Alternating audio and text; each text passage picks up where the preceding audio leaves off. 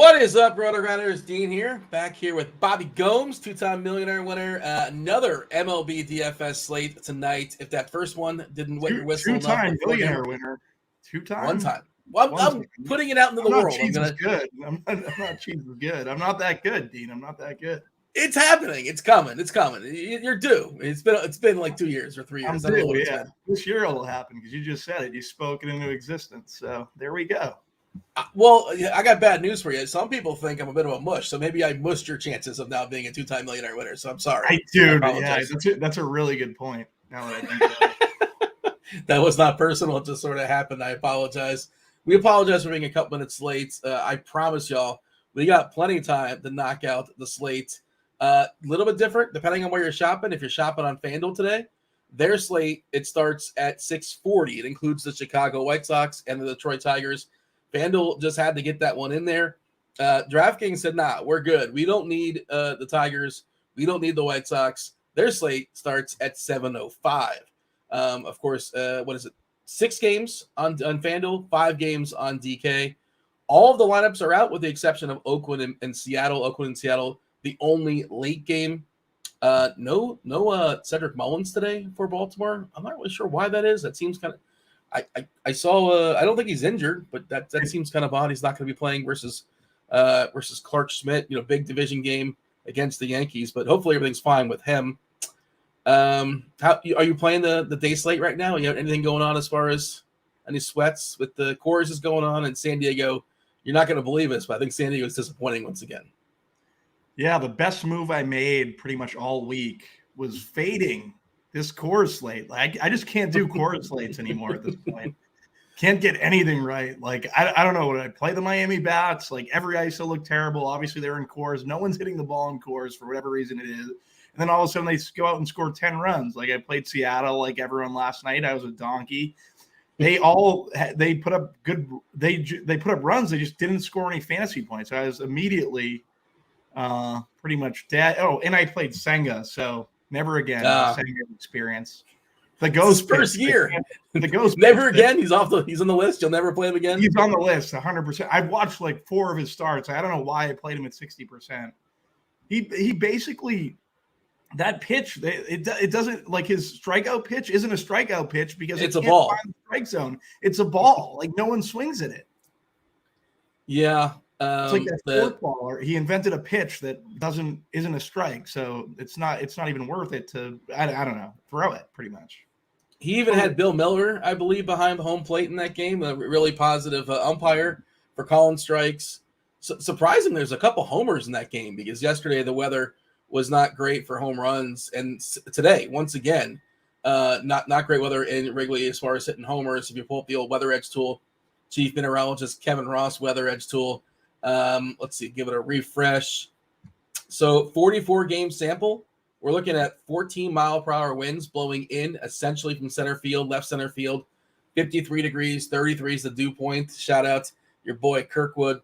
Yeah, so 44 games. This is kind of weird, right? A hit of 46% as far as homers, but only a hit of 3.3% as far as runs, which is kind of wonky, but I guess just 44 games. But, home runs should theoretically be suppressed today in Wrigley once again. You would think that. You would think that, but then we have these guys like Morel, Vogelbach, Wisdom, all at pretty high expected ISOs. So, yeah. I mean, can't really deal in absolutes, right? Say it again. You can't really deal in absolutes like that. I feel like they could, even with the win being what it is, like on a 5-game slate, I wouldn't mind taking shots on some of those power bats at least. Yes, and also I think the pitchers. Yesterday the total was at 6.5, 7. Today it's 8, which isn't huge, obviously, but I think Carrasco and whatever Kyle Hendricks is these days. And I thought Kyle Hendricks was going to be the big surprise. Like, oh, Kyle Hendricks is back. All right, good for him. We haven't seen him all season long, but I could not. I thought this was a typo. Julio Teheran is throwing baseballs today professionally for the Milwaukee Brewers. He hasn't thrown baseballs in the major league since like 2021, where he threw like 5 innings. And in 2020, he threw like 35 innings or so. In 2020, in like 30 or 35 innings, he had a home run and not homer. He gave like over 3 homers per 9. It was amazing. He's still only like 31 years old or 32 years old, which also is kind of fascinating. I'm going to really like the Giants. Spoiler. They are my favorite team on this slate. They've loaded their lineup up with lefties. Wade leading off, then Estrada, Conforto, Davis, Yastrzemski, Haniger, Sable, Schmidt, and then Bailey. Is Crawford not in there? Crawford is not in there. I got to change. He was my my sneaky homer pick, so I guess I got to change that in the expert survey. We'll do that on the fly. Yeah, I feel like you and everyone else are going to like the Giants today. Wade, Conforto. Wade's at 3K leading off. Conforto, good price tag on him at 3-1. Expected ISO at 240. I think Conforto's in a good spot. Mitch Haniger, 281's his expected ISO. So it looks pretty good for these Giants guys. I would say the Lamont Wade versus I don't know. For me, like, yeah, he's 3K at the top of the order, but I feel like the first base position is pretty good. So maybe you get different there a little bit. Yeah, so that's a good question because I didn't have a good read as far as how popular the Giants were going to be. And have you talked to other people? I don't know if you talked to Kirkwood in your secret chat. I'm not sure if you have secret chat privilege. I'm not in the. I don't have secret chat responsibilities with Kirkwood. I wasn't put into the secret chat. I'm in the same situation with you in the secret chat, I would say. I have a feeling what's going on in the secret chat, and we might be getting the bad end of the stick in that scenario. Do you want to be in there, or are you not welcome? Is it a combination of those things, or you have no interest? You never got an invite? I never got an invite. I haven't got the invite. You know, I'd think about it. Maybe Mangone put me in a secret chat. So what he did was I was actually the cover boy for the secret chat Discord. Mangone's little secret chat there is pretty interesting. I seen it we were on a screen share, like talking to Slate, and I'm like, why is there a picture of me on one of your Discord avatars? And you're not in the chat, but it's just your picture? No, it's just my picture. And then I get in there and there was all like these things. Everyone was nice in there, but it was my opinion that they were taking some shots at me prior to that. I would say. Just by having your picture in there, something was going on. Something was going on there. Yeah, a little fishy in my opinion. That does seem. I didn't get the invite to that chat either. I think Mangone's a friend, so all right, now I'm upset. Yeah, I'll be texting him after the show. Mangone's like my guy, and then he booted me from the chat. To be honest, to be quite honest. Oh, he's a tyrant. Did you do anything wrong? Mangone is like a secret tyrant. Yeah. All right, lots to get to, lots to uncover for sure. Our consensus ranking for what it's worth as far as stacks today, Philadelphia is number one. When I say our, that's on the expert rankings, like the Lutz, Justin, Mr. Tuttle. We got Keith Eister, Eyes, and myself. We have Philadelphia number one. It's really close for what it's worth. It's condensed. Philadelphia, Seattle, and then San Fran, then Baltimore. I'd probably move Baltimore down with Mullins being out. I think it's a significant hit, just a tick. And the Yankees in the last one, a little bit of a Mets shout out there, but that's where we're at consensus wise. I'm not really sure where people are with the Giants today. And I was running some optimal stuff too. I wanted to see because what are optimizers saying? What are they expecting from Julio Teheran? How do you even figure out what Julio Teheran's going to throw today? I have no clue. But all I know is last we saw him, he was dreadful.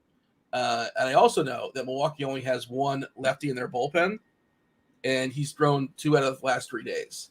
So whatever pinch hit risk the Giants normally have, which is typically high, I think it's weakened a little bit. And it's not like a long man either. It's a guy that basically would go for an inning.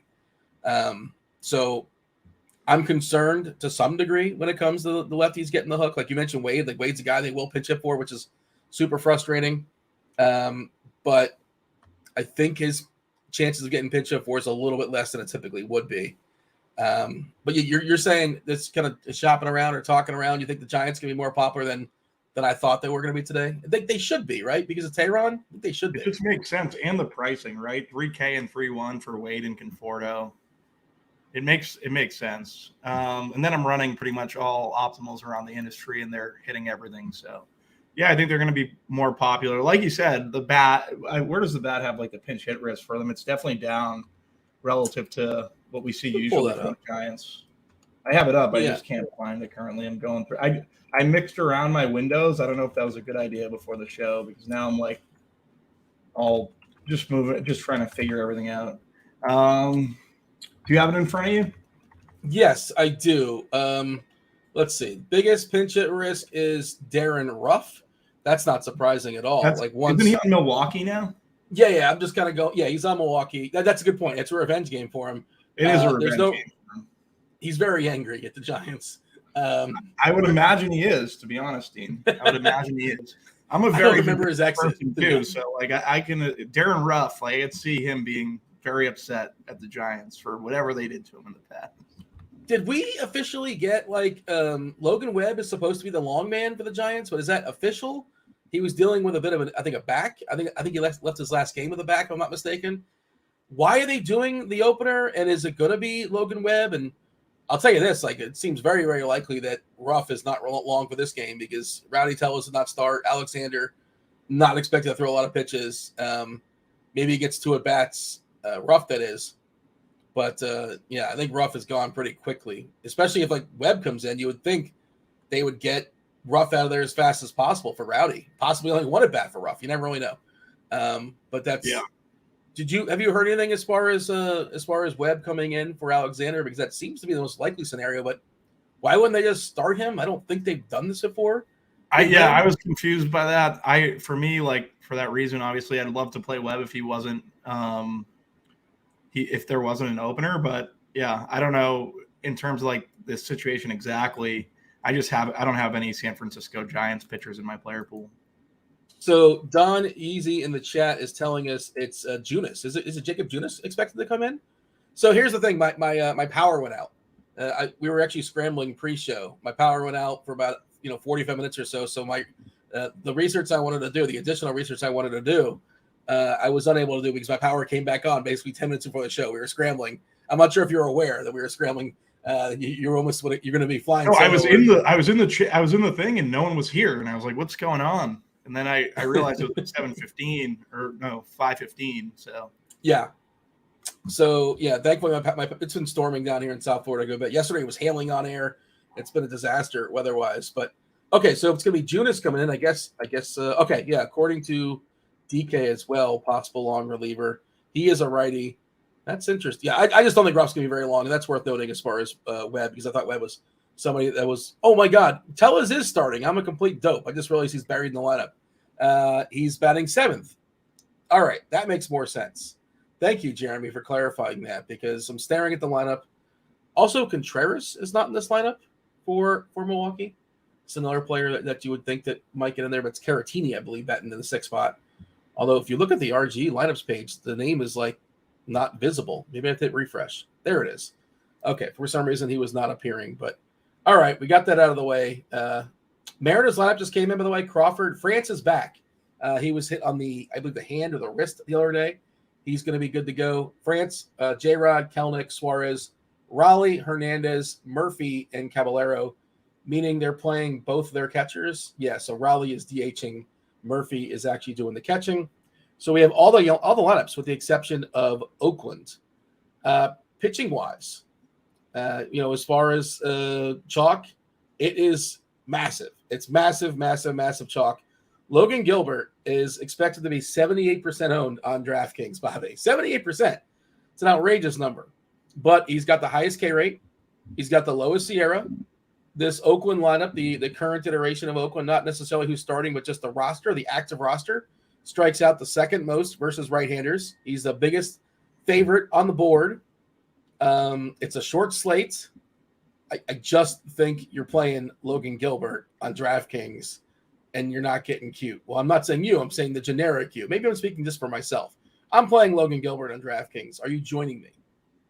Yeah, I'm with you. Highest K percentage on the slate. It's a 5-game slate. We're not getting cute versus Oakland. You play Gilbert, you move on. At SP2, I think that's where you can kind of probably differentiate yourself a little. You hit on that Mariners game. A lot of people are going to play the Mariners tonight, but then not dealing in absolutes. You can also play JP Sears. The Mariners haven't been great versus lefties. Usually this has been a lineup that, last year they absolutely dominated lefties. But this year it hasn't been the case. So I think you could definitely take a shot on Sears. I think a lot of people are going to go to Aaron Nola, but Aaron Nola hasn't been great this year. He's also in a very tough matchup versus the Braves. So yeah, I think there's ways you can get different. Clark Schmidt people are going to play. I think he's fine, especially now that Mullins is out of the order. But I think in that game also, you could definitely go for some of these. Like Baltimore is very good against right-handed bats. Usually that's when Mullins is in. But still, guys, I would have interest in Rushman, Gunnar Henderson. I think those guys are in play. This slate, I think you can definitely play one of your bats against your pitchers. Makes sense on a 5-game slate. And I think that's a way to get different on the slate. Yeah, that's pretty much how I'm kind of looking at attack, like general builds, just trying to get different against chalk pitchers. Extreme hitters umpire in Yankee Stadium today for Clark Schmidt and Kyle Gibson. Extreme pitchers umpire in Wrigley. So, the pitchers aren't spectacular, Hendricks and Carrasco, but they do have a really good environment as far as weather, as far as wind, and they have a really positive umpire. So doing everything they can possible to make Carrasco and Hendricks look pretty good. Hendricks, once upon a time, was a pretty good pitcher. This is his first start of the year. He did have like 4 or 5 rehab starts in the minors, and I think he went 5+ last time. So he seems mostly stretched out. Let me see what we have as far as his pitch count. We have pitch count now on Lineup HQ. We're giving Carrasco 86 and Hendricks 84. So, and it's kind of built in, right, as far as their price. $7K for Carrasco, $7.5 for Hendricks. Ownership wise, I see in chat somebody was asking about, we gotta like this pitching slate's not great. It's a short slate. Cam the man's asking, we have to have Indris and Nola versus the Braves. Well, he's the second most popular pitcher on the slate. He just because he kind of that's just how it goes, man. 39% Aaron Nola against the Braves. I don't really like picking on the Braves, but they do offer some strikeouts. They also offer a lot of power and a tough lap to beat. And like you said, Nola has not been as good as he has been historically. But if you look at this season, 21.3% strikeouts, like that's not Aaron Nola. The walks are good at 5.2%. Has he been unlucky? The ERA is 4.31. Like the Sierra says, basically that checks out at a 4.16. A little bit lucky as far as BABIP at 264. I mean, I'm going to play some Nola only because I kind of have to. You mentioned Sears, and I think that's an interesting one because that's somewhat of the leverage play. Leverage is kind of overused sometimes, but good case out of him, 25.1%. And let's see, specific to the lineup today as far as Seattle. Has Lineup HQ updated when it comes to the amount of strikeouts that are available? It's basically their standard lineup. I'm just going to jump in the plate IQ and let's see if it's adjusted just yet. It has, and there's a lot of Ks there, Bobby. It's interesting because up top, not really with Crawford and France, but in the middle, there's a good bit of strikeouts. I have it dated back to last year. We're talking about 25.9%. This year specifically, striking out versus lefties, 28.7%. Crawford this year at 25%, actually, in a 60 at-bat sample. There's a lot of Ks there. And he's been good as far as control. 6.5 too. Like it's 6.5. It's plus 115, but it's still 6.5. That's a good price tag for him. But then on the other side of that, like Teoscar, like very good expected ISO. Kalenic, even lefty, people won't play that. I think that's why you can get different. Suarez has just killed left-handed pitching his entire career. I think you get to him. Jose Caballero at 2,700. Think he's an interesting salary saver against Sears. So like I said, like with this game, dealing absolutes, you can pitch Sears. You can also get exposure to these Mariners. I think that's definitely how you want to approach when you're building your player pool. That's the approach you should take. If you're making a single entry lineup, if you're going to take a stand on one side of that, which do you think you'll fall on? Sears? I think I lean to Sears. Yeah, I'm only playing one team tonight because I have my kid all day. But yeah, I think Sears could definitely end up on that team. I think I feel better about Sears now than I did 2-3 hours ago when I was looking at stuff, and especially this lineup too. Pretty K heavy versus lefties. I think it's pretty interesting. Like third biggest K rate in the slate, but distinctly better control than Clark Schmidt at 26.1%. You can roster him as well. On FanDuel, by the way, for what it's worth, if you want to play Lucas Giolito, you can. You're allowed to. I don't know if you're playing on FanDuel or not, but Giolito's in that pool against Detroit. We know Detroit is horrendous. Just pulling up the old play IQ here. This season, Giolito versus Detroit lineup. This is a pretty contact-heavy lineup for Detroit. 20.9% when it comes to Ks, but Giolito this year, good control, 4.9% as far as walks. That's solid. And the Ks are pretty good at 24.1%. But, ownership, again, is going to gravitate towards Gilbert. We're looking at 47% ownership. And obviously in Fanduel, you're only rostering one pitcher, only 100 percentage points to go around. The second guy would be Giolito, which I think is probably the correct pivot at 22%. Nola 11. Carrasco at 5. Schmidt at 4. I don't think I would mess with that. What is Sears? I think it's Sears just Gilbert on FanDuel, to be honest. Like, there's not – I don't know. You're paying – for me, like, I would just play Gilbert and move on. Same thing as DK. Yeah. It's just getting cute, right? You're talking about, like, you're a sample size of 1. And just you're rooting for a baseball goofiness to happen, which it can. But, yeah, you feel best about Gilbert for sure.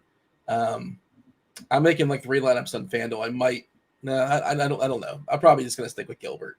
I was thinking about maybe a Giolito, maybe a Nola. But in the discount's not even enough salary-wise. Yeah, I think I do worry about, like, Olsen and Albies with Nola. I think they're interesting tournament plays. I think they're going to get lost in translation on this late. Definitely have good expected ISOs versus the pitch mix. Like, what's he throw? I just want to look real quick. Nola. I think he's a reverse guy, like a neutral or reverse guy for what it's worth historically. Is he a neutral or reverse guy? Yeah. For 37% versus lefties, basically Olsen has a 251 ISO.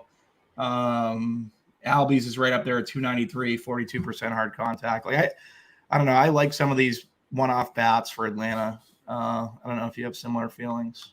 It is a 5 game. My thought is this: if you're running, like if you're selling it to MMing and running a bunch of laps, I know you're not, but if you are, I think it's a good idea to get over the field on Nola and over the field on Atlanta. Like just embrace both like extreme outcomes of this game. So basically, take the similar approach that you would with Sears and the Mariners. I like that, and I'm gonna be well over on the Giants. I think I made that one pretty clear. I don't know Julio Teheran. I can't get over it. I hope he's still just like 32, and I don't know where he's been. I remember when he was like decent. Like 2019, 2018, he was relatively decent. I don't know what happened after COVID or whatever. Just seems like he just disappeared. I don't know. Was he in? I know he's been in the minors this year, and he's been bad in the minors. I know he had to pass a physical to be able to pitch tonight. I think he was on Detroit in 2021 for 5 innings. He was on Atlanta forever, and like there was a time when he was on Atlanta when he was like legit good. Yeah, that's when I remember when he was on Atlanta. But that's like 2014. Oh, that was 2014. Yeah, that's when his best season was like 2014. Just pulling up his stats, where he had 186 strikeouts. Yeah, 170 in 2013, 171 in 2015. He had electric stuff. And he did strike out 162 in 2019, but the wheels fell off after that. I think it was injuries. I'm pretty sure that's what happened. And he was not good in the minors as well. Derek wants to know about Nola's numbers versus Atlanta. He might have good numbers. That's a BBP question, and they probably face each other a lot. Nola in the same division. Are you a team BBP guy? I'm not sure your official stance of this. I can speculate. I think it matters. But it's just like, I don't know. I think it matters and it doesn't matter. The sample size is large enough. Good question. Is that a bad take? You paused. Is that a bad take? No. It's. I think it's one of those things where you just don't really know, and to speculate. I don't want to get into like I played baseball or anything, but like that rant that people go on. Yeah. I played baseball, but I didn't play at a high level. But it was always easier for me to hit certain pitchers. I can see it being somewhat of a thing. I'm like you. I played baseball, but I didn't play at a high level. But when I played, I'm a lefty, and I hated facing lefties. So like I have a hard time rostering lefties versus lefties because don't be me. I'm a righty, and I hated facing lefties. Interesting. That's funny. Yeah. That's yeah. So we both well, I guess I check out, right, lefty on lefty. Not always, but typically it's a little bit trickier. Well, what is it? Just you'd think, generally speaking, you were in a lefty masher, is what you're saying. You're not a James McCann type. I wasn't a lefty masher. No, I was not. I still play softball to this day, and the lefties still trip me up. Yeah. Yeah, Is it like a fast pitch softball or like a soft, like a kind of soft like fast softball? pitch softball. Yeah, fast pitch softball. That seems like fun. It's an fun, adult league of some sort. I guess adult league, yeah, beer league, yeah. Oh, okay, that sounds like good times. Yeah, not that. I guess like 10 years ago, I was in an adult baseball league, and when I was living in Orlando, that was fun. And I was sick. I couldn't make the game for some reason, but apparently, Dante Bichette was in the league. It was the rumor. Remember Dante Bichette? You know his kid, Bo? Yeah, he was. I think he finished off his career. He ended up on the Sox. So it was like that sounds right. Yeah, it wasn't great. He wasn't great. They traded for him, and this might have been like '98. I don't know. I was very into baseball as a kid, so yeah. Dante Bichette. Somebody's asking how many lefties Milwaukee has in the bullpen. We did touch on that before, and I think that is important to note. They have one. This person's name is Hobie Milner. Hobie Milner threw 18 pitches yesterday, and he threw 9 pitches on Monday. I suppose he would be available if needed, but do not anticipate him to work very hard and probably would not go beyond 1 inning. And that's the only lefty they have, to the best of my knowledge. So I think that does secure. What's up? The bat is Sable is the highest Giant with a 23% pinch hit risk. Is he catching? I know he was like a catch. He's DHing. Okay. Bailey's catching. Okay. I don't know if Sable's been catching for them. I know like he was catcher eligible in one of my best ball leagues. I don't know if he's actually been the catcher for them or been a bit of a prospect for him, but okay, he's the DH tonight, Sable. That kind of makes sense. We're still waiting for Oakland, right? Otherwise, we got every other lineup. Let's see what's going on in the chat. By the way, you excited or no? You can't leave the house tonight because there's a basketball game going around your house, and that mucks up the traffic. You can't leave, right? Is that the story? Kirkwood's not going to like this in chat, but hopefully it's the last one. Hopefully it's the last one. Hopefully. I pray it's the last one. I love that you're actively rooting against Boston because the traffic, you can't take it.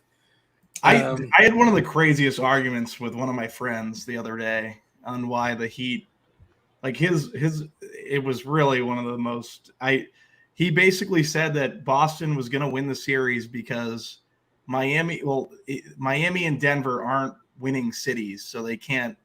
Like I didn't even know Boston was still a winning city. Like, but that was his rationale, was that because Boston's a winning city and these other cities aren't winning. But he didn't bring any, like, I don't know. Jimmy Butler's been absolutely destroying that team. So I just hope they beat them and then blow it up. Blow it up. What how does so the Red Sox had this curse for 100 years, and now they quote unquote broke the curse. That was part of my rebuttal.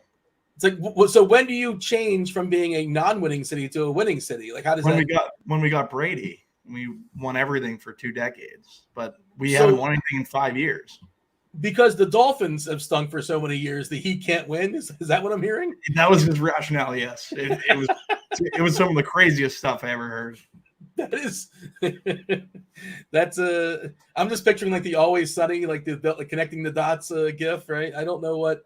I would love to hear the argument. I don't understand. That doesn't make any sense to me, but I want to hear it. He's a very eccentric person. You would definitely love to hear the argument. It was an interesting argument for sure. Yeah. So Denver can't win the title this year? Like, so that's how Boston. According to him, no. I don't see anyone stopping Jokic is just on another level right now. I can't see anyone beating Denver. Yeah, and hockey, like the Panthers are going to face Vegas, and I don't know which. Those are both. Neither is a winning city. Yeah. I don't know what the rebut is with hockey. Hockey's not a sport, I guess, to your buddy. I don't really know what the story is, but yeah. Bobby is Butler MJ's son. Devin wants to know. I think in the playoffs, I think he is. Yeah. Playoff Jimmy's might be Michael's son. He's been spectacular for sure. It's so wild that we're at a point, or at least I'm at a point where Gabe Vincent's not playing tonight. I'm not sure if you're aware that he's hurt. like Gabe Vincent is like a spare part that they've developed in the Heat culture and they turned into this great player and all that. But Yeah. like, oh my God, Gabe Vincent's out. That means we're really good. We're definitely going to lose tonight. Like that's how the He's leap been of playing Gabe well Vincent. though, correct? Been Like, great. I talked to Kirk yesterday. Like, I haven't watched the series at all. I just root against them, but on Twitter. But but yeah, Curry was like Gabe Vincent turned into like Michael Jordan or some stuff. I don't know. So I don't know. He's been playing well, I guess. I don't know. He's been spectacular, and now Caleb Martin's really going to have to step up and whatever. And we had this conversation earlier today, and we'll get back to throw your baseball questions in the chat. Whatever you guys want us to talk about in baseball, happy to do so. We're here until I believe 6:15, so you got us for 25 more minutes. Then we hand it off to STL Cards, who I feel like STL Cards has not been on. He's been on the weekend shows, but I guess he's going to be on during the weekday. Cards is jumping in. You got TJ Zwarych, and who else is on this show? Is there someone else I'm not aware of? Oh, Grant. I guess Grant's holding it down. Grant Neiffer will be hosting the show. They'll jump in for crunch time. They'll go around the horn. They'll give their favorite players, position by position, their favorite stacks, their favorite everything. Answer your questions in Discord and whatever questions are still lurking in YouTube. But by all means, fire off your questions on YouTube. But I was having this conversation earlier today about Miami. Like, let's say Miami collapses, whatever ads they want to use, and they somehow lose, and they lose in 7, right? They lose a series in 7. And God forbid, now you can't park, you can't leave your house for the next month or so. Is it a disappointment? Like, are you trying to mush me, Dean? No. I'm not trying to mush you. I want Miami to win. I'm actively rooting for the Heat, but there's people that are going to be out there, and like First Take's going to be out there, and that kind of nonsense is going to be trashing Miami. Biggest choke artist ever, yada yada. Down 3, up 3, but they were overachieving, and now they're going to get punished for being overachievers. Will they be labeled like? They shouldn't be, because that team stinks. Like, let's be honest, they're not a great team. The Miami team, yeah, they're overachieving. Yeah. And the Celtics are underachieving, and I don't know. It for me. Like, I don't know how you could bash them. They're up 3-0. They've definitely overachieved for the season. If they don't close it out, which they will, they'll close it out. I think Butler said on Instagram he was doing it in 6. So. He did. I didn't see that. I hope he doesn't make me wait that long, but I hope he does. Do you follow Jimmy Butler on Instagram? Yeah, I do actually. Very good follow, Jimmy Butler. I'm not really on the gram, so I don't really know what's going on there. You should get on the gram. You seem like a gram guy, Dean, I would say. How does one seem like a gram guy? What's the tell that says this? That's a gram guy right there. Yeah. What is the tell? Like, you look at somebody, you look them up and down, you give them the one over. Yeah, that person's on the gram. When I looked at you, I thought of Instagram. I feel like you're on it. Like, I've seen like the memes where they say like, this is me on Twitter, this is me on Facebook, this is me on Instagram, and it's like 3 different. I still don't totally get the joke, but I mean, it's not. Yeah, I feel like it's too late for Instagram, but I guess I should jump over there and see what's going on, see what I'm missing out on. Who else are you following on the gram? I don't even know. I just seen Jimmy Butler's post. I don't even know how I saw it. I don't know. I think I'm following him. Yeah. TJ says in chat. Say it again. No, so smash the like button. That's what I was going to say. And then I was reading Dean loves correcting people and hates admitting when he's wrong. He's a Twitter and Facebook guy. I believe that. Dean might be on all the socials. Dean might be on Plenty of Fish. What are you on? Are you on any dating sites, or what's your? No. I'm basically dark when it comes to I'm on Twitter. I'm Facebook dark. I'm Plenty of Fish dark. Yeah. Is that what you're known for? If you're on a Facebook, people or like yeah, I have a Facebook. I think a lot of people have like a Facebook account, so I had one just for a reason. I was in this trivia group that's not worth getting into, but we did it through their Facebook. So I need a bootleg account of some sort. And my old account I just deleted. I just, what's the point? Like, what I need the random so and so to like the once a year to say, hey, happy birthday. Remember that time? I know they're well meaning. Majority of people have Facebook now just to figure out like who died. You know what I mean? Like every time I go on there, it's like all. I don't know. I tried to delete my Facebook multiple times. I don't think I've been on it in like 6 months. So, do you miss it? You probably don't miss it. No, I don't miss it. Didn't Elon Musk say they should just delete it? He'd buy it and delete it or something like that? Yeah, I'm not. I thought. Oh no, I'm thinking of MySpace. Justin Timberlake bought MySpace, right? Didn't JT? I'm pretty sure Timberlake bought MySpace, and Far as I know, it's not going well. Is that still in existence? Does anybody still have a MySpace? Who's in your top 8? Is Kirkwood in your top 8? Kirkwood would be it'd be in the top 8 probably. Yeah. Mangone, or now Mangone's out because he was a tyrant. Mangone's a tyrant. Yeah. Well, Kirky was somewhat of a tyrant in CPC, so maybe I don't know if he makes the cut totally in the top 8, but I don't know. They're both in it. I'm just messing around. All right, we gotta talk baseball. Did Timberlake actually buy it, or are you thinking of the Social Network movie? Well, no, Social Network was Facebook. I'm pretty sure Justin Timberlake has a share in MySpace. That is a good question, and it sounds like isn't he a character in that? And they definitely mentioned MySpace in that movie. Who's the? It's just Facebook, but that was like his biggest contribution to the company, is what what's his name says at the end of basically describing his role. Justin Timberlake buys his own social network with MySpace investment. This is according to, I just did a quick Google search. The Guardian, this article is more than 11 years old, okay? I think he bought shares of MySpace. But yes, I know he started in, social network, and but I'm pretty sure it's just a coincidence that it worked out that way. There you go. And yeah, 2011, Justin Timberlake and Specific Media Group jointly purchased MySpace for approximately $35 million. What's that worth now? Can't be $35 million. It can't be $35 million. Tom from MySpace made out very well. He made Tom's doing well for himself. Yeah, he's definitely doing well for himself. Yeah, for sure. What a great gimmick. Everybody's Tom's friend. Yeah, and again, like I prompted the chat to hit that like button. I prompted the chat to drop any questions, anything you want to dig into as far as this slate, by all means. And they're happy to talk about Justin Timberlake. They don't want to talk about this slate so much. But again, we're happy to do so until the crunch time comes in about 20 minutes or so. MySpace is a music platform now. I was not aware of that. Okay, that's I think that's what the transition was. They wanted to make it a music platform. I don't think they realized that like there were probably apps down the road that could basically destroy MySpace, I guess. Spotify, yeah. Yeah. I mean, good luck to them if they want to bring it back, but we'll see. Just QQ, what is Dean's favorite boy band? Which is a loaded question. Like, why do I even have to have a favorite? You seem like an NSYNC guy, Dean. NSYNC. Why do I seem like an NSYNC? Not a 98 Degrees guy? You could be a 98 Degrees guy too, Dean. I feel like you could be both. You probably like the Backstreet. I'm actually a Backstreet Boys fan. I think out of the Backstreet over NSYNC, really? Yeah, definitely. Yeah, definitely. Timberlake's NSYNC. Like who do you have? Nobody in the Backstreet Boys that can compete with Timberlake. If you have a draft, you shuffle Nick them Carter. up. Yeah, obviously not in terms of superstardom. I don't know. Like I feel like he was Depth. the Justin Timberlake. I don't know. I like BSB better. I think I'm more of a BSB guy. You're not a New Kids on the Block guy? No, they're Boston based, correct?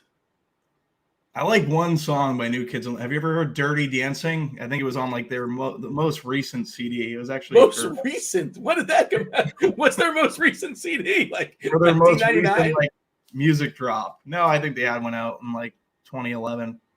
No, the New Kids came back in 2011. Did I miss this? It was like a reunion tour. Oh my god! I don't know the exact date, Dean. Like I know you're probably gonna Google it and find the exact, but there was just they can't. That song's one of their newer songs. YouTube it, pretty good. Yes, definitely, 98 Degrees. Definitely get the feet moving. You know? Are we talking baseball on the show, Dean? What are we doing? Yeah, we're doing it. We're definitely talking baseball. O-Town, yes, good call for the shout out to O-Town, which was a real boy band in like 1997, 1998 from Orlando. A lot of them like were created in Orlando. A lot of the NSYNC and I think Backstreet Boys and. Not worth getting into the whole Lou Pearlman stuff, but I think he was a part of that.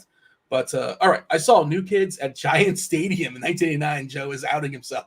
Their New Kids did drop an album in 2010. You were on it. Nicely done. So I guess 2011. That was a good guess. Yeah, I remember Hanging Tough, but that was like from 1989 or so, very very long ago. Hey, back to the slate. We talked about this Mets game. Mets Cubbies. I don't know what to do with the hitters here. I don't know with the pitchers either, just because the weather is terrible as far as hitting home runs. I like home runs. I don't really want singles necessarily. I don't think that Carrasco is especially good. Hendricks could be okay. Historically when he was good, he was a good ground ball guy. I'm throwing my hands up as far as this game because I don't love the pitchers, but I think I'm willing to roster them. Not excited about it, but just, the elements. The umpire doesn't hurt either. Yeah, extreme pitchers umpire. What's our official stance as far as the Mets and the Cubbies here? Yeah, I think it's pretty much just one-offs for me. I think you get up to Alonso if you want at 5-2. That paying up at first base is going to be different on the slate, I would imagine. Francisco Alvarez hit a home run last night. I think he looks good. I think you can say the same thing. Like Vogelbach down at 2-1, he lefty. Like we know Vogelbach, he's not going to steal any bags, but he could hit a home run. So I don't mind him at 2.1, basically 2K. Lindor, switch hitter versus Hendricks. Don't mind him. I think these guys are in play as minis, maybe one-offs, just because it's a 5-game slate. Like you have to think about the context of the slate. On the other side, Christopher Morel, like expected ISO is around like 500 or something just ridiculous. So I think you go to him. He's someone I definitely have interested in. I think Swanson's in play. Seiya Suzuki, but like I said, like more like 2 or 3 mans. Matt Mervis at 2,600. I definitely prefer Vogelbach in this game at the cheap first base. But yeah, Mets, Cubs, 5-game slate, wind blowing in, extreme pitchers umpire. Like if you want to be different, getting to some of these power bats, I think makes sense. But it's a 5-game slate. Like if this is a 10-game slate, we're not looking at these guys, in my opinion. Producer Steve, by the way, a Mets fan, maybe he's doing a reverse mush or something like that, or emotional hedge, but he said Vogelbach stinks, no home run. And did I hear you predict he's not going to steal a base? That was a bold proclamation. He still has, I believe he has 0 in his entire career. I just keep seeing the commercial every time I watch. Yeah. The Buck Showalter, like, what's he doing? He's not thinking about Showalter, yeah. Vogelbach has not been good this year for what it's worth, but like theoretically he's got some power. He can walk with the best of them though. This year, Vogelbach's got a 19.3% walk rate versus righties, which is spectacular. He's also a guy that would like. It's not spectacular for our lineups, Dean. Walking. No. That's like his one asset though, and like once he gets on base, especially if the game's close and late, he would get the hook for a pinch runner. That's something that could happen as well. But sure, I suppose theoretically there is some power in that bet. He also has 26% pinch hit risk, Vogelbach, according to the bet. Yeah, if a lefty comes in, there's a decent chance he gets the hook as well. You mentioned Morel. His homer streak did end yesterday. I think 5 or 6 games in a row where he's hitting home runs. Did not homer yesterday, but maybe he starts a new one. He's an absolute stud, Morel. You can play Morel one-off. I really like Morel. Carrasco this year, 12.8% Ks, 11.6% walks. That's really bad. That's really, really terrible. Obviously, the sample's not huge, but the sample we have is bad.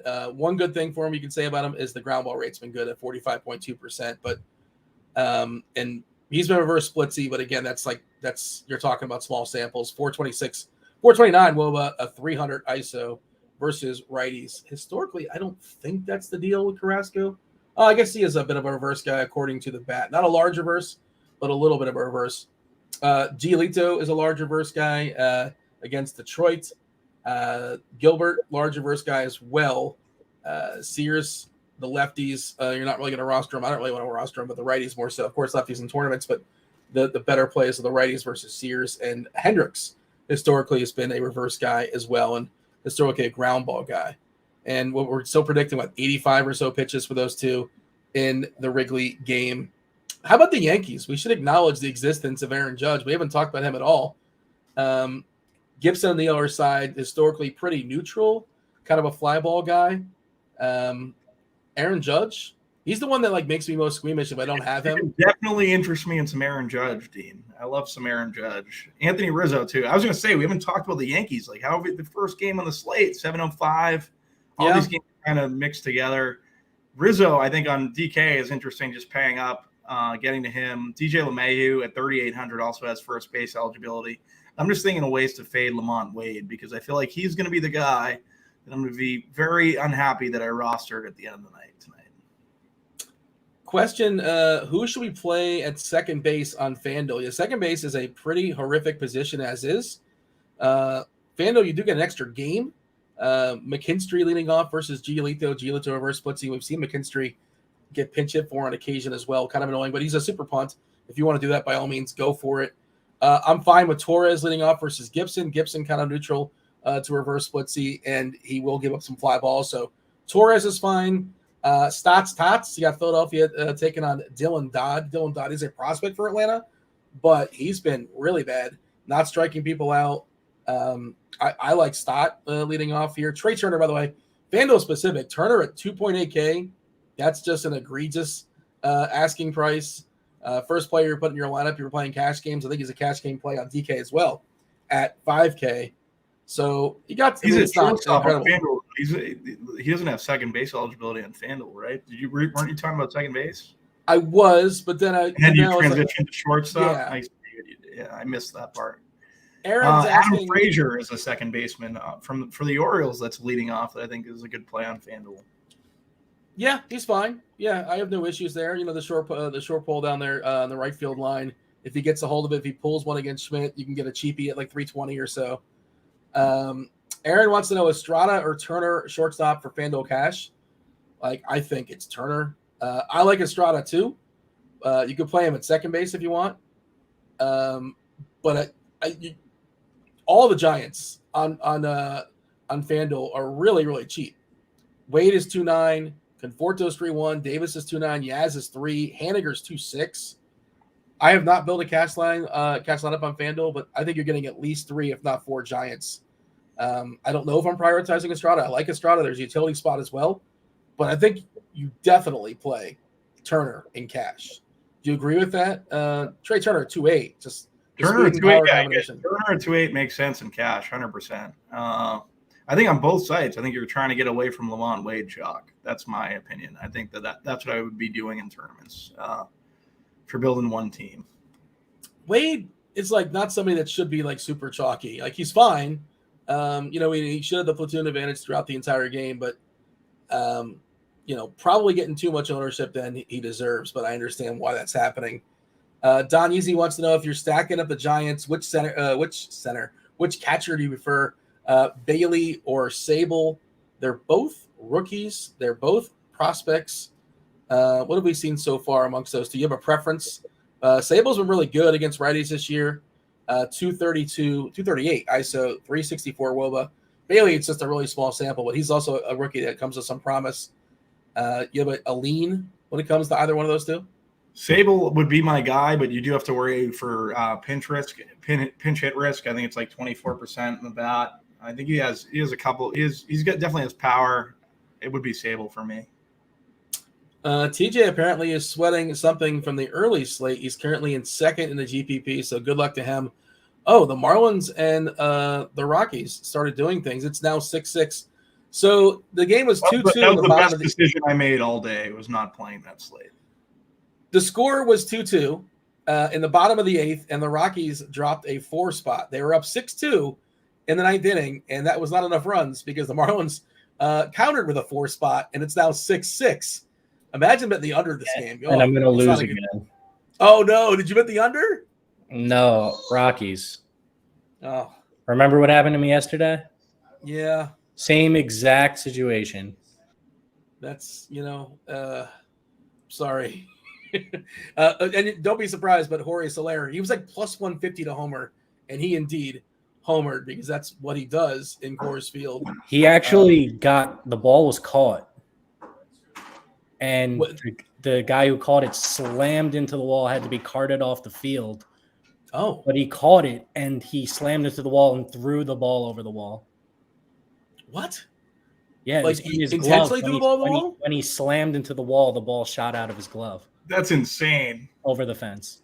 Okay. So it's like a Jose Canseco situation where the ball bounced off his head. It was a very lucky home run. Okay. Interesting. Yeah. It was. I had a grand slam from who's that guy? Tapia last year.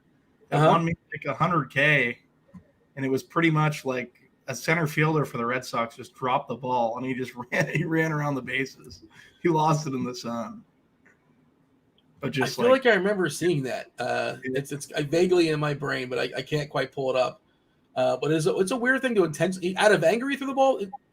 Okay, No, I he gotta see the hit the video. 15. He hit the wall, and he obviously caught the ball. And when the impact of the wall is the ball went over. Yes, the impact when he hit the impact, the ball went flying out of his glove. But it was a robbed home run. Yeah, Interesting. How do you not understand what he's trying to explain to you right now? I understand. I gotta see the video. I need to see it check out. You could see the video. Google it. It was. I'll tell you what. I don't understand because he said intentionally. He didn't intentionally throw the ball over the wall. No, he didn't intentionally throw it over the wall. That's what threw me off. The intentionally. No, I didn't mean that. Does my confusion make sense now? Yes. Hit that like button. Do subscribe. Do turn on notifications. You got TJ warming up in the bullpen. He'll be jumping on. I'm not sure what the official number is when it comes to the likes to satisfy Spidey, but Spidey Bombs will be on layaway. Wasn't intentionally said. Did I hear intentionally? Doesn't matter. The chat's now debating this. Where are you at? You're running one lineup tonight, Bobby. Have you settled as far as your pitchers? You've talked about embracing Gilbert. Gilbert's your guy, and then your secondary stack. I'm not sure if we were there, but I think Sears was your secondary pitcher. Sears. I like some Baltimore Orioles too. I was hoping to get Cedric Mullins at the top of this order, but I still like the Orioles overall. I think they have pretty good expected ISOs. Versus Clark Schmidt. Clark Schmidt could be a little chalky. Don't mind Gunnar Henderson. Ryan Mountcastle can always hit a bomb. Anthony Santander at 4,400. Adley Rushman 4,900. Paying up at catcher being different. Yeah, I like some Orioles. Adam Frazier 2,800 leading off. We did get an Oakland lineup, by the way. We have all the lineups. Ruiz leading off for Oakland. Noda is batting second. Rooker, Seth Brown, Langoliers, Blade, Peterson, Allen, and Kemp. Hold on a second. Did Oakland not get the memo that Gilbert is reverse splitsy? How many lefties are they throwing at him? It feels like a lot. How many lefties is that? They bust out my abacus. I can't. I can only count so high. I went to UCF, but hold on a second. That seems like 6 or so. I have to refresh. I'll tell you in a sec. It's 5. They're throwing 5 lefties at him. Gilbert this season, I guess you want to stretch it back to last year. We can do that too. Last year, Gilbert struck out 27.8. This is last year and this year combined per the Plate IQ tool. 27.8% for lefties as far as strikeouts, 21.3% for righties. He's striking out more lefties if you go back to last year. And this year, we're talking about the same, 30.8%, 30.3%. But he's been reverse splitsy when it comes to strikeouts dating back to last year. And Oakland is rolling out 5 lefties and a lot of K-happy guys, too. Outside of Ruiz, Allen, and Kemp, we're talking about some big numbers with Noda and Rooker, and Brown, and Langoliers, 24.5% collectively. I like that lineup for Gilbert. In case you didn't like the 78% Logan Gilbert, I think I'm going to be over that just because. There's no way, obviously you could have faded Senga last night. I don't want to say there's no way, but I would be playing Gilbert on this 5-game slate in pretty much every team I build.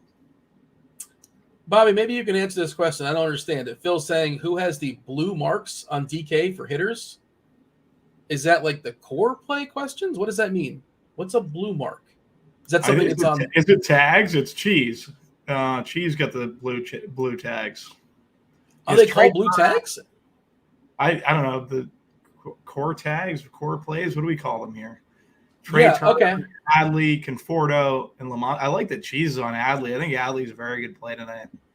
Love Adley. Here's a goofy question. I know he's in his second year and you don't want to get ahead of yourself, but I feel like there's a 10. What's the chances that Adley Rushman is a Hall of Famer? I think it's very good. Right? I feel like it's a 10% chance at least this guy's a Hall of Famer. Which it's hard to say. The BBWAA is pretty much obvious.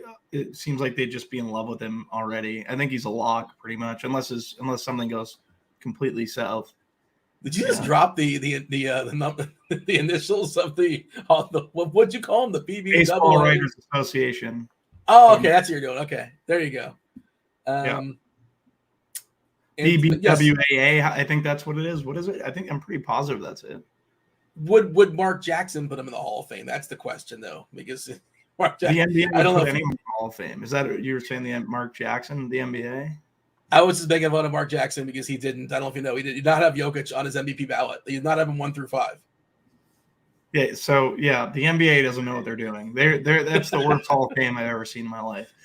Baseball Hall of Fame, like, it's tough to get in. Like, Bonds isn't in it, Manny isn't in it. You know what I mean? There's guys there more than that, obviously, but those are just the ones that Clemens, I guess, is he eligible or is he in? I don't know. I don't understand how those guys aren't in it. It doesn't make any sense. Well, I mean, you kind of know, but yeah, it's a whole debate, and it's probably silly because there's some people in there with questionable character that's in the Hall of Fame and whatever. So Turner is what's the term now? We call him blue marks. Is that what we officially called him? That I didn't realize that was the term, but we can go with that. The core plays is just kind of what I go with. Turner, Rushman, and a couple lefties there for San Fran. And you don't just get Jesus plays. You get Notorious, Mr. Tuttle, Keith Eister, and you have salary savers.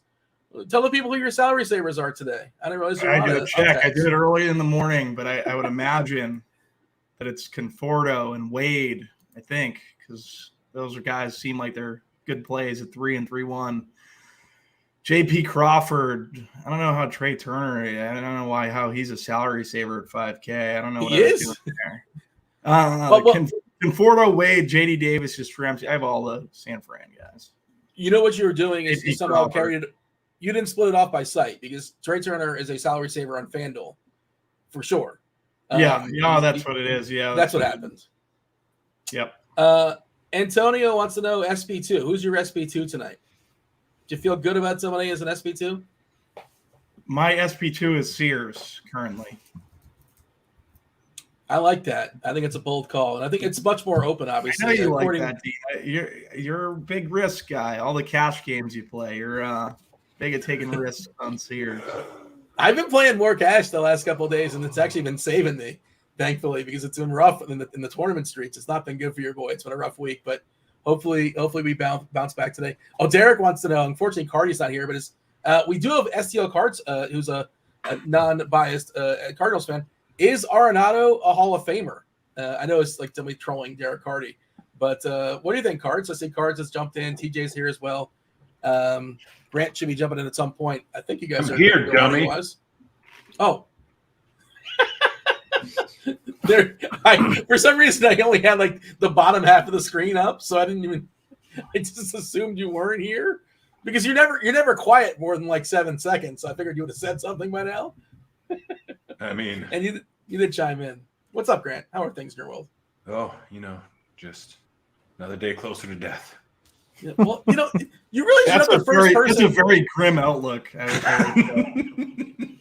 No, I texted Grant earlier today, and he's like, he's on he has no sleep. He's got a child, but talk to Bobby. Bobby's got a kid. Cards has multiple kids. Like, you're not the first person to have a kid. Like, why didn't you warn me? I get no sleep either. Yeah, Kirkwood said to me basically, he was like, I had a dog. I thought I could have a kid, and he's like, I get no sleep.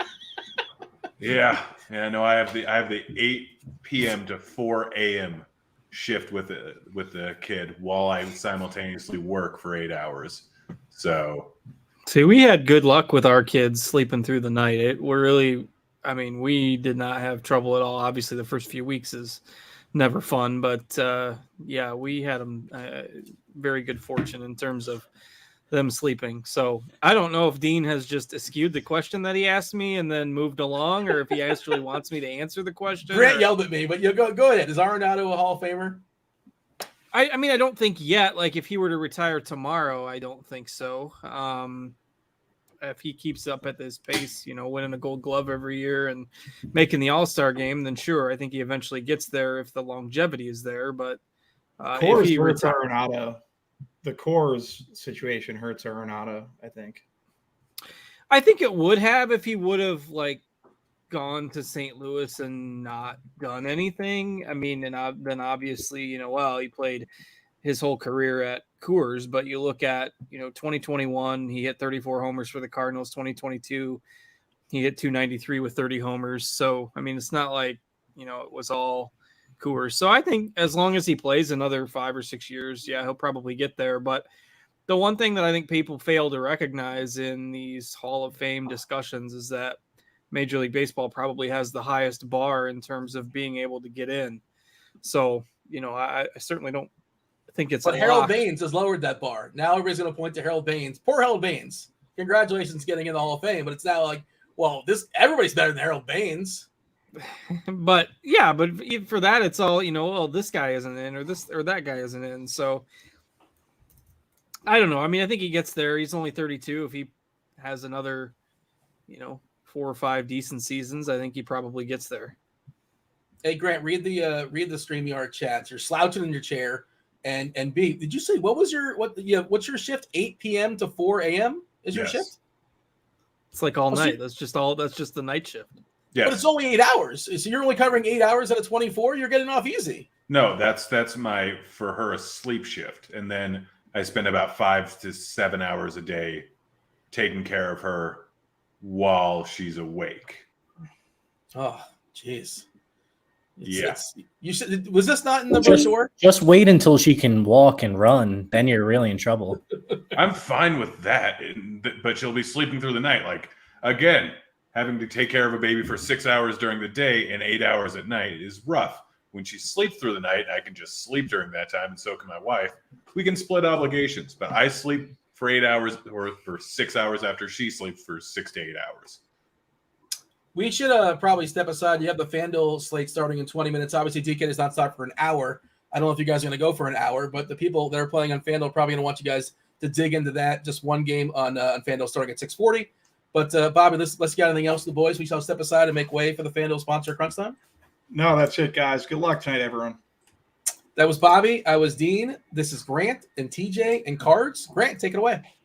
All right. Well, I guess we should probably get pleasantries. Hi. How you doing, guys? All right. We should probably get into this first game here real quick.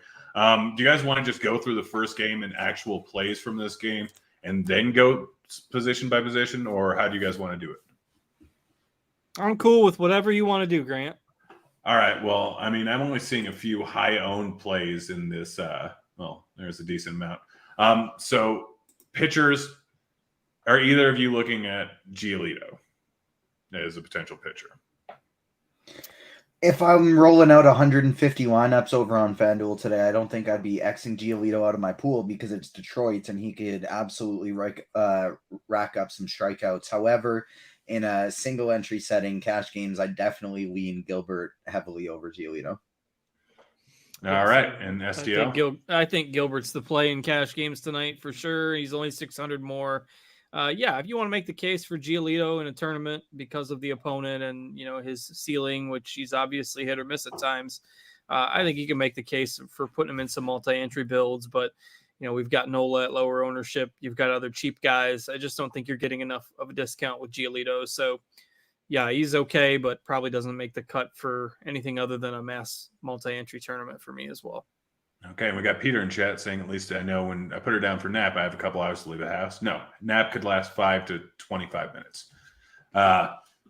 Bats, White Sox seem like they're projecting decent amount of ownership. Are you going with them? Any of these bats, STL and cash and tournaments? Yeah, I mean, I think you can sprinkle them in for sure. Faedo's not very good. I mean, we've only got 6 games tonight.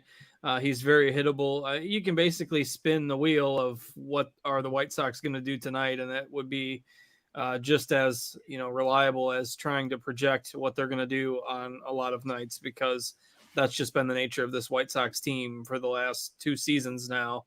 Like Luis Robert's been hitting the ball a lot better, but it's not like you're getting him at a discount. He's 3,700. Anderson struggled. You don't have a huge ceiling with Benintendi.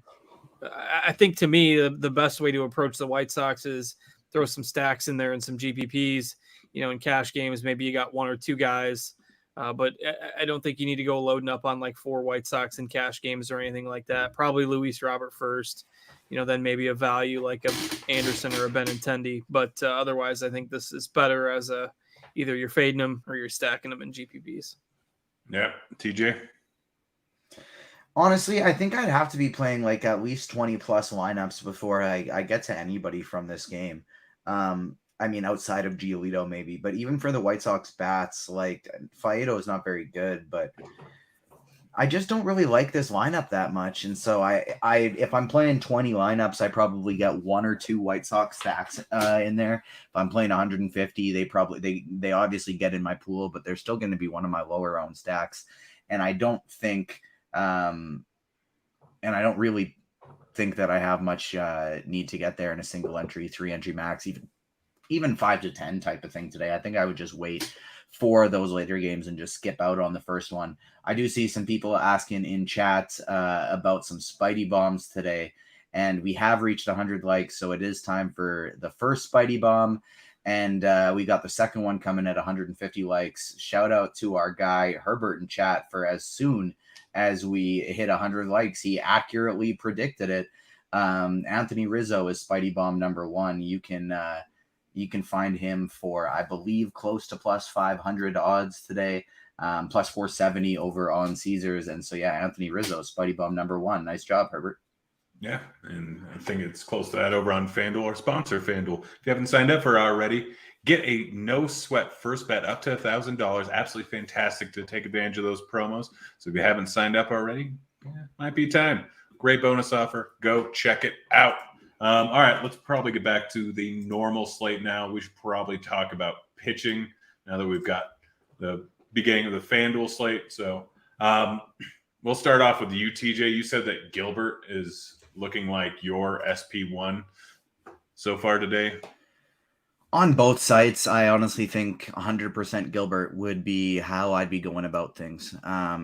That would be the stand I'd take on FanDuel, where he's probably going to be close to 50%. On DraftKings, he's going to be even higher than that. But of course, we have to play 2. And so I think it's just 100% on both sites for me. Yes, there's a chance on FanDuel, Giolito or Nola could outscore him, but Gilbert's got just as strong of a matchup as Giolito does. He's been a better pitcher so far this year. Nola's been struggling, and although he's been a bit better recently, it's still in a tougher matchup. I don't think I want to mess around. I think it's just 100% Logan Gilbert for me today. On DraftKings, where we have to play 2 pitchers, that's where I'm getting a little funky with things, because my highest owned stack today is going to be Seattle, but I also have JP Sears in 50% of my lineups. So I'm going 50% Sears and then basically playing Seattle in all of my teams that don't have him, either as a full stack or a mini stack, because that Oakland bullpen is so terrible. If Seattle happens to get to Sears a little bit and he only gets through 4 or 5, I want to make sure I got a lot of Seattle stacks. But we know that Oakland's not going to want to go to their bullpen very quick. Sears is a nice strikeout pitcher going up against a high strikeout team. So I'm just getting to a ton of both sides. I have Sears in 50% of my lineup and then Seattle as my highest owned stack as well. And then from there, I'm just differentiating my SP2s, Nola, Dodd, and then I have 5% of Carrasco, Schmidt, and Hendricks. Nice. And not to stroke my ego, but last night I got Gilbert over 17.5 outs, minus 115. Sitting at minus 175 right now. That's beautiful closing line value. So if you guys are awake at 5 o'clock Eastern time in the morning, like I'm sure STL is almost every single day, then yeah, check out the bets. They've been getting huge closing line value. STL, are you locking in Gilbert? I mean, I think in cash games you have to. He's clearly the best combination of safety and upside. I don't mind going elsewhere in some tournament builds tonight, just because it's baseball. Anything can happen. Even though it's Oakland, and it probably won't happen. At least Oakland's got a decent pitcher going on the other side tonight, where maybe they'll, keep it competitive. So I don't mind going to. Nola has had a terrible year. But he did look a lot better in his last start. He does tend to pitch better at home, and this is on the road and a very tough opponent.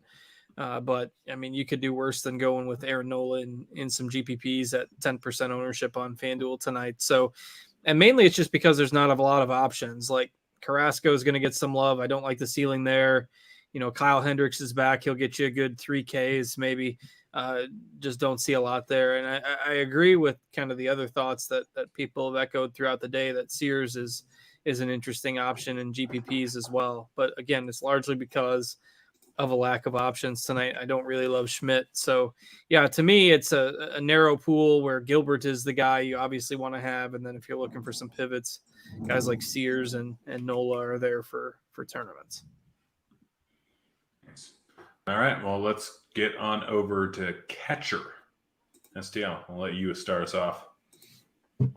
Yeah, as usual, don't have to play one on FanDuel. I do like Rutschman a good bit tonight. I think you look at the splits of Schmidt, lefties project better against him. So, Rutschman is obviously expensive. But if you're looking to play somebody on FanDuel, he is one catcher I'd maybe consider.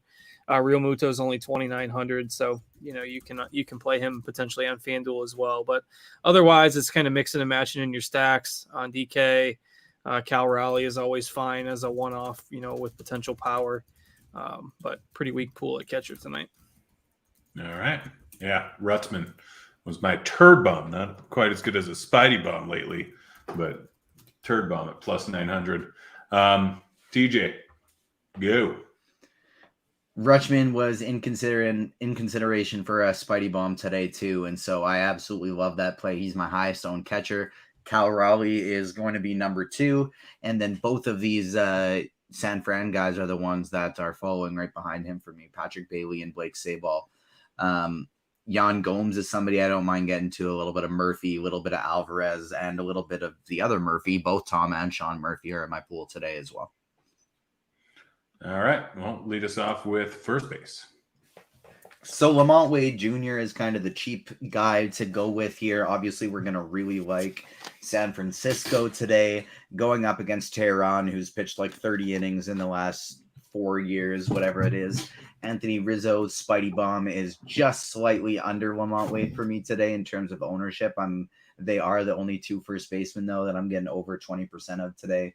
And then I got a lot of guys in stacks, and the only other 2 I'm looking to get a lot of outside of stacks are Matt Olson and Pete Alonso. All right. STL, which guy are you looking at for first base? Yeah, Wade is the obvious choice. I think I might go with Rizzo a little bit over him in GPPs just when you factor in, he's only 400 more. They're both fine, but if you're looking to be a little bit more contrarian, Alec Boehm is another guy on FanDuel that you can play at first or third. He's down to 7th in the order tonight, but another guy that's 2,900 on FanDuel. Rowdy Tellez is an interesting discussion because we really don't know how far Alexander's going to go for the Giants tonight. So they pushed Logan Webb has been having some issues with his back, so they pushed him to Saturday. So it's Alexander and then possibly Jacob Junis out of the bullpen. So nobody's playing Rowdy tonight at 3K on FanDuel, but if Alexander's only going to go a few innings, I think we have him projected for like 50-some pitches. Tellez, even though he's hitting 7th, potentially gets a few at-bats against the righties. I just think that's interesting for tournaments. Andrew Vaughn, if you want to play somebody from that White Sox game that starts in a little bit, those are some other options at first. All right. Well, lead us off a second. Yeah, second base is fairly weak tonight. Just not a whole lot to like. So to me, you can leave this position to last if you want, if you're stacking or if you're just building a GPP lineup to see how much, like the guys that we have that project well, Gleyber Torres, fine. He's leading off tonight. I suppose he's the chalk. Estrada, we all like San Francisco against Tehran. I prefer the lefty power though, and he's expensive. Nico Horner's expensive. Adam Frazier, not a whole lot of upside there. Bryson Stott's lefty on lefty.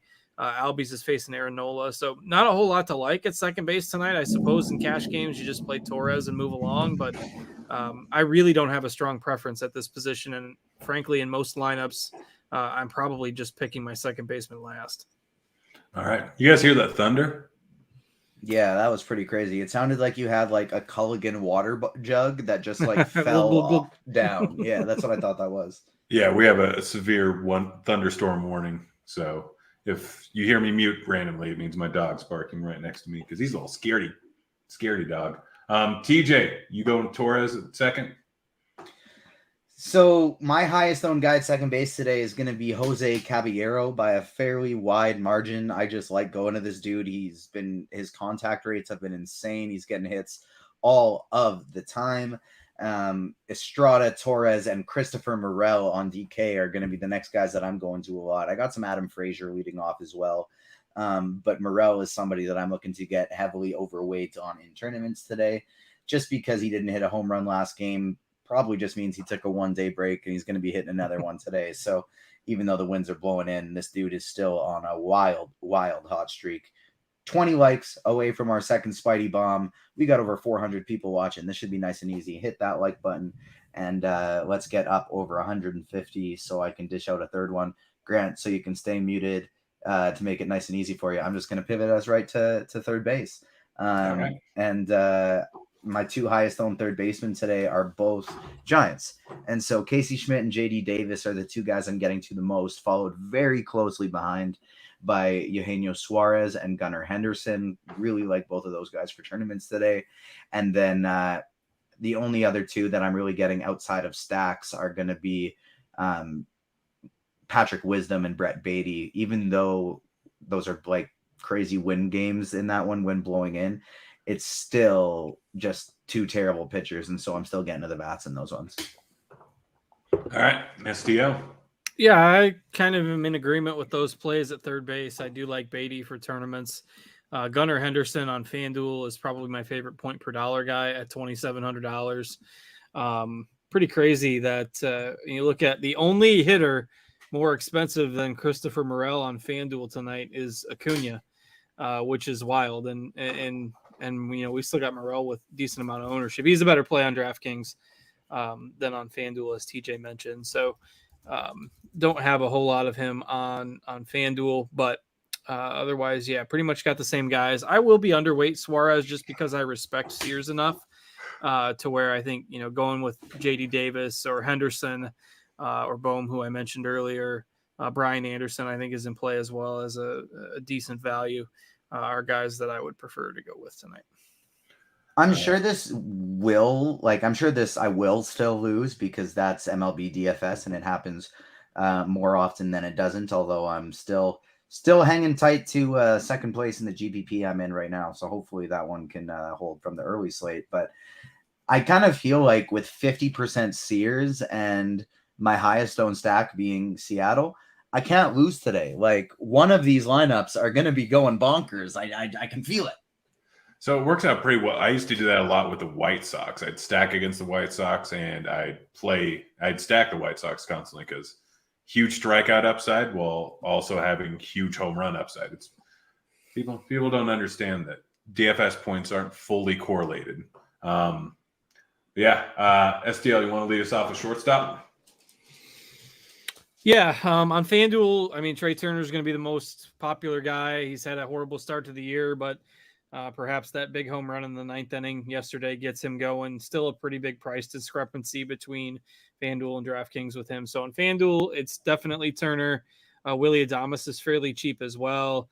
This is a significantly deeper position. So if you got anybody that's multi-position eligible, like second and short or third and short, you probably want to play those guys at the other positions. But Turner and Adames, probably the best point per dollar on FanDuel for sure.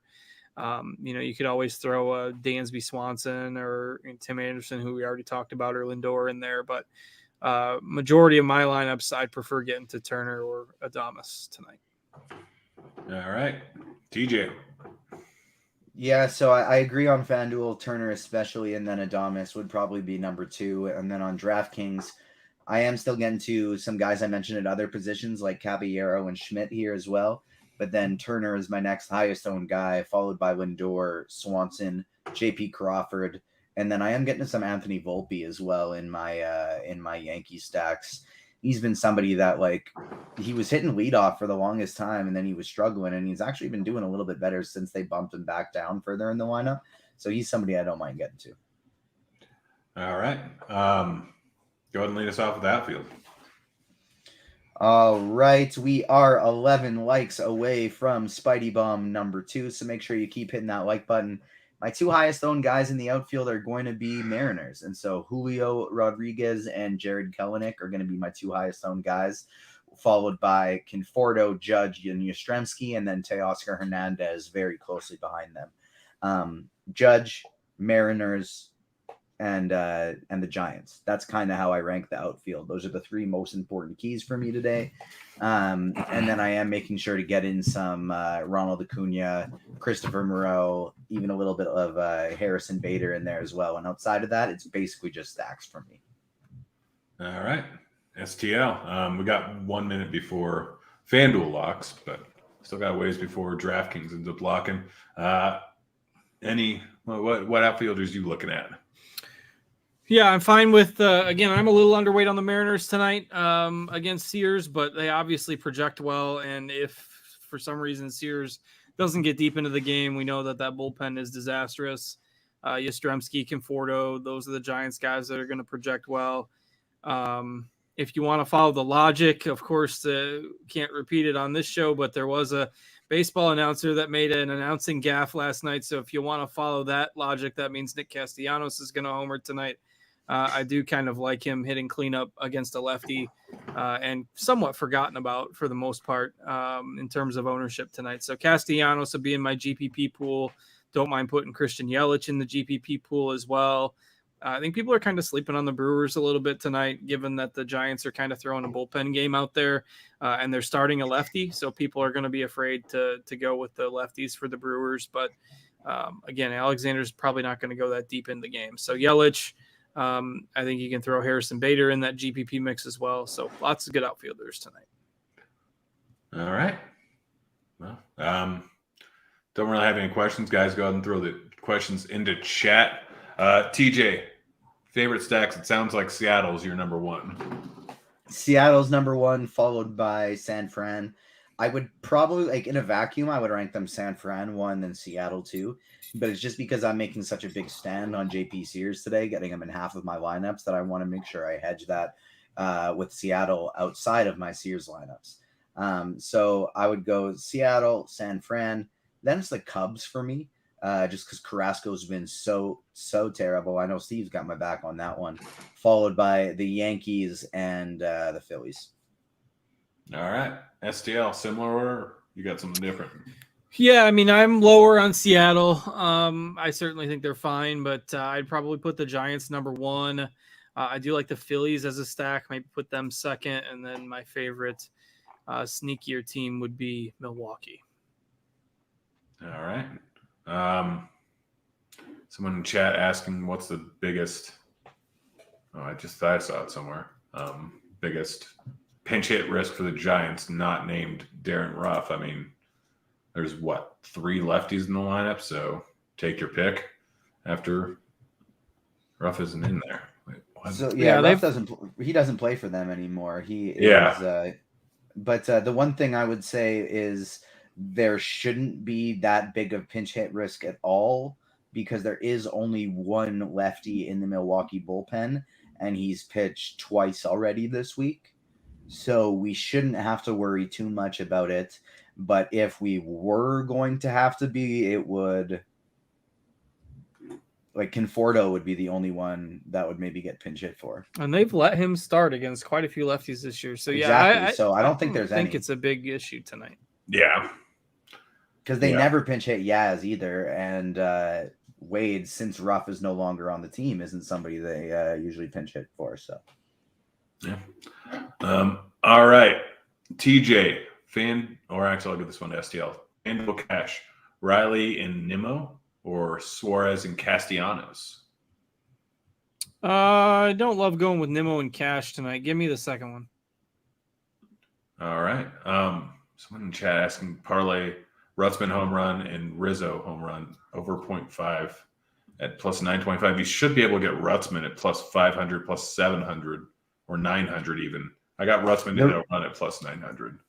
Yeah, so they did a Rutschman wasn't with it's not with a Rizzo homer, it's with a Rizzo hit. So that's still I'd say that's a nice little parlay, but I actually do have a parlay today with Rutschman and Rizzo together to hit a home run as well. That is one that I like quite a bit.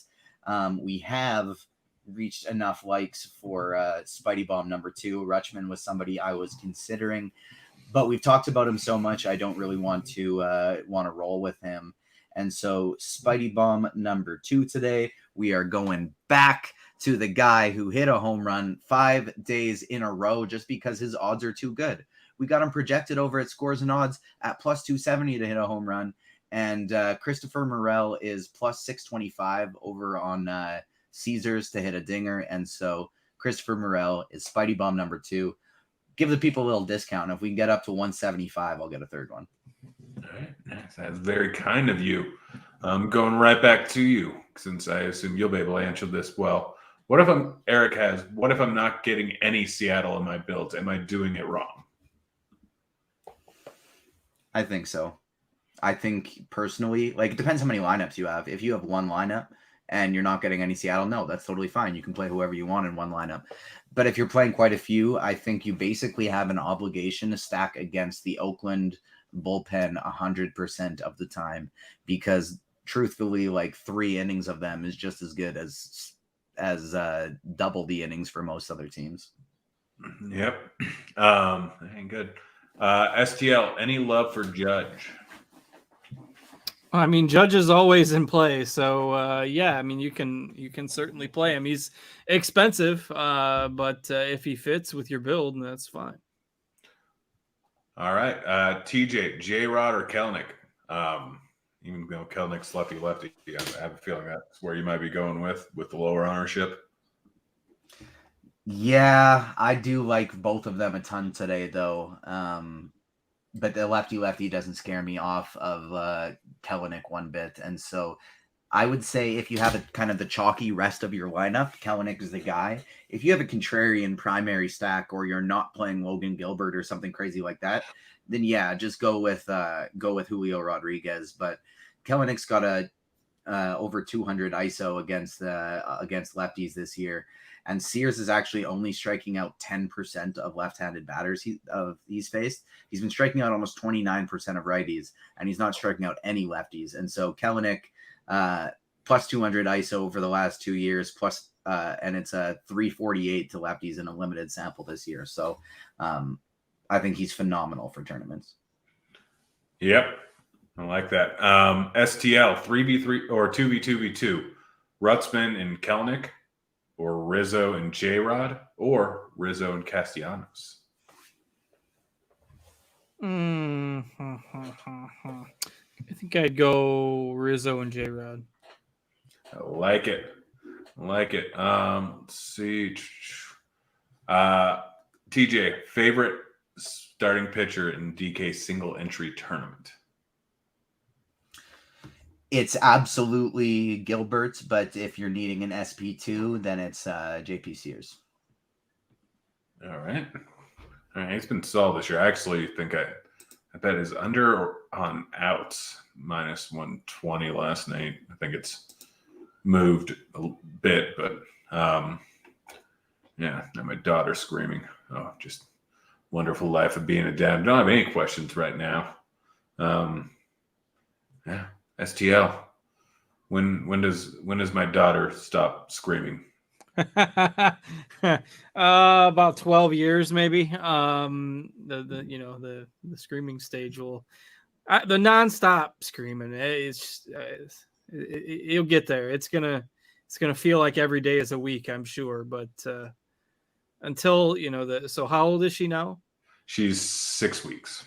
Okay, so you just got to get through, it'll be a little bit of a lull until you get to teething stage, and teething stage is pretty much where you're back to screaming. But then you get through that, then it goes uphill from there. Yeah, I mean, I was a nanny for my niece up until about 1.5 years old, and like I missed a decent amount of the newborn stage. I'm like, I'm not a fan. Everyone loves the newborn stage. I wasn't either. And I mean, don't get me wrong, I love my kids, but the newborn baby stage, everybody just loves holding the little babies and stuff. And I don't know, it wasn't, I prefer when they're at the semi self-sufficient stage, where I guess I'm kind of at the stage where I simply become an ATM here pretty soon. So I better enjoy it. But, yeah, the newborn stage, I could fast forward a year and be okay. Yeah, I'm just looking forward to like 4 to 6 months before she starts teething, whatever that is. All right, STL. Willie Calhoun has to be a prime pinch hit candidate, right? Oh, let's take a look. Yeah, especially because they're batting him fifth. I don't know what Baltimore's got in there. Let's take a look at Baltimore's bullpen availability, because TJ brought up a good point earlier about the Brewers.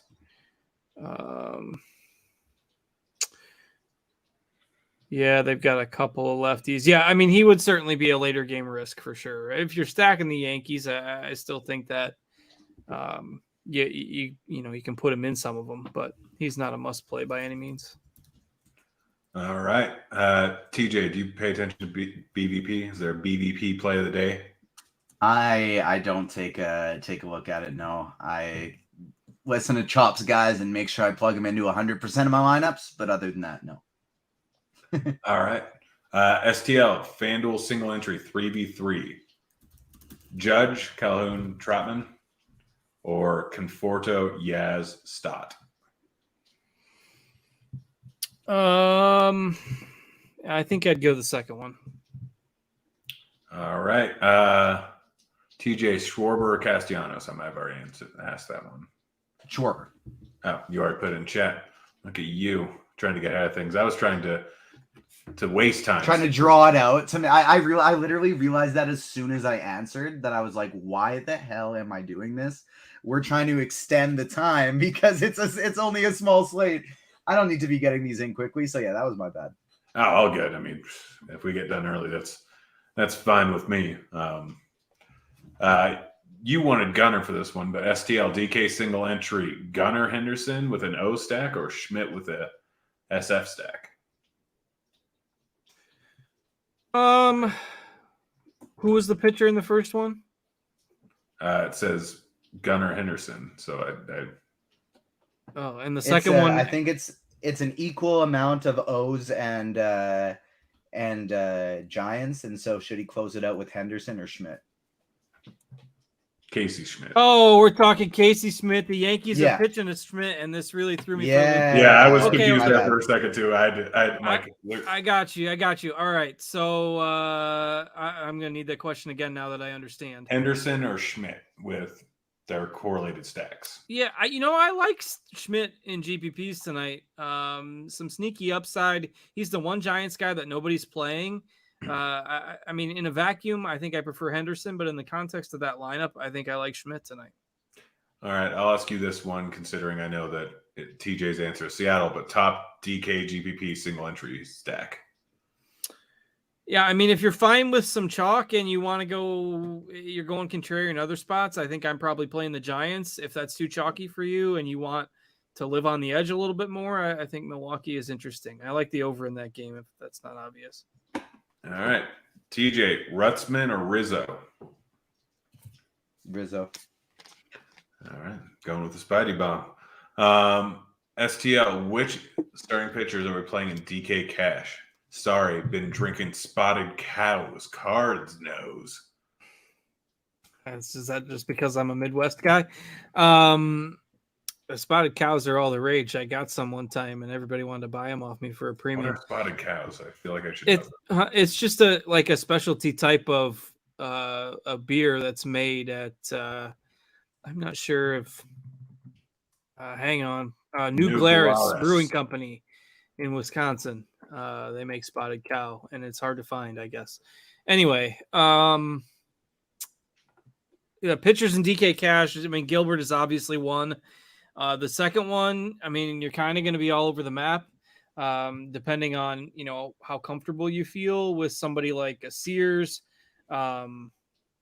He's fine at 7,300. Like if the chalk build is probably going to be double aces with Gilbert and Nola or potentially Carrasco. I just don't like Carrasco all that much. And his numbers have been so bad. Like if you banking on the wind to save him, fine.